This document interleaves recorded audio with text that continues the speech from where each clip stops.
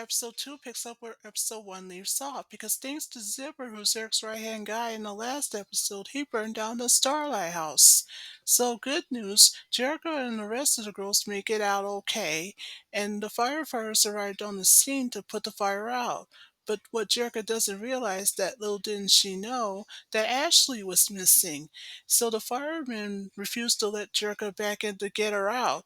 But luckily for the firemen, they managed to get Ashley out when little did Jericho know that Ashley just made the last ditch effort to save the honor jar. Although good news, Jericho sees that Ashley's okay, so it's now the morning of June the 2nd of 1985.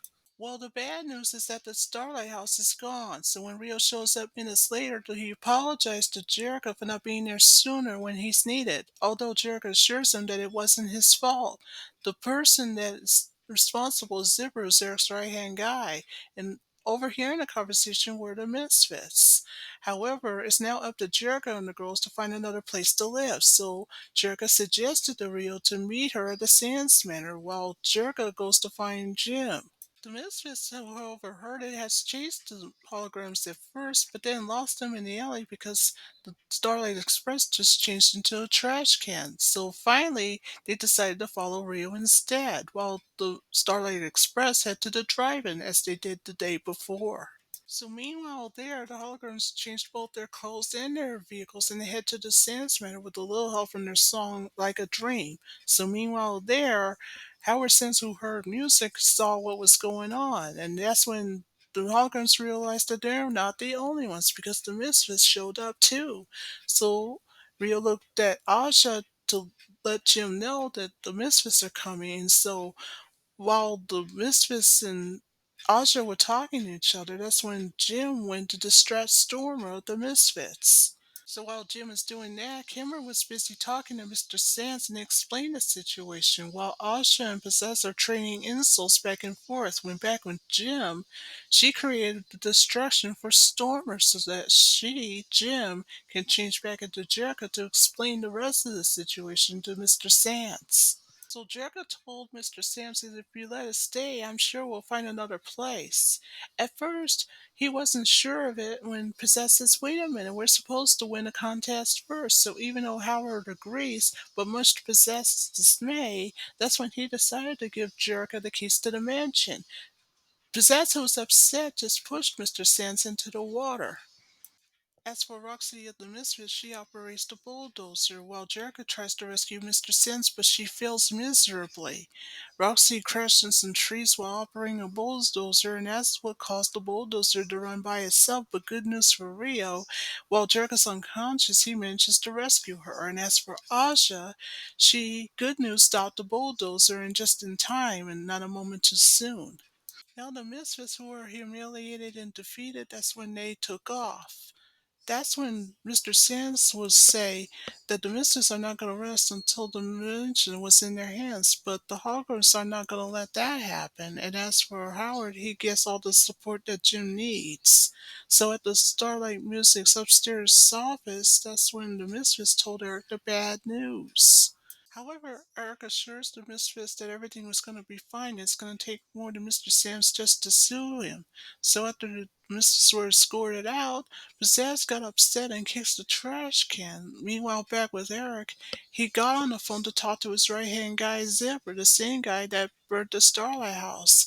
And Zipper was more than happy to do another favor for Eric. So back at the Sands Manor, now known as Starlight Mansion, that's when Mrs. Bailey and the girls were busy looking around the place and they were amazed to see how big the size is.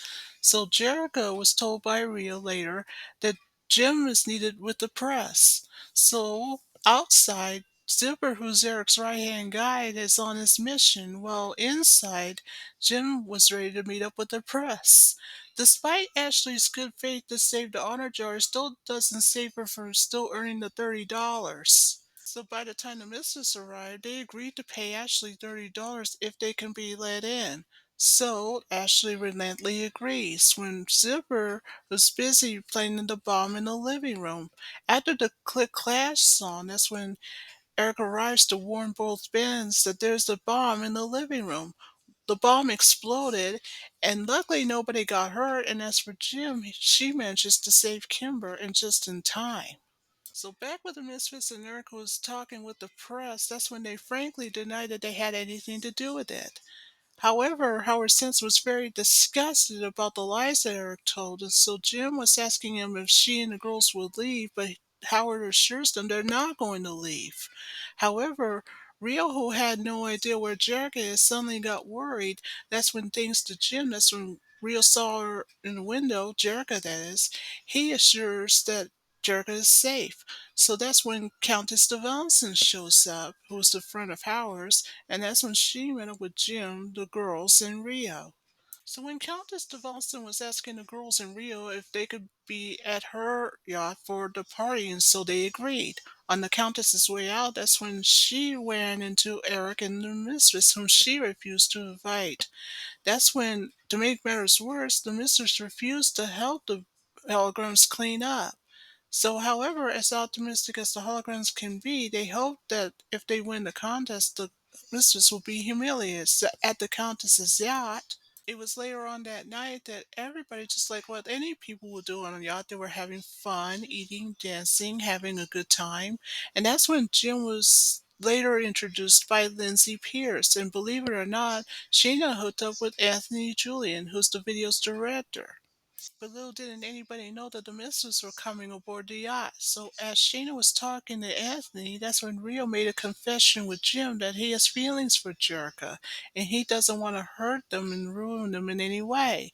That's when they were spritzed out of nowhere by the mistress with their seltzer sprays. And with their song Making Mischief, there was a lot of food fighting and everything else. So while that is going on, Countess DeVosson alerts the crew to get the mistress out. But before the yacht's crew can do anything about it, the missiles were already on the yacht's bridge.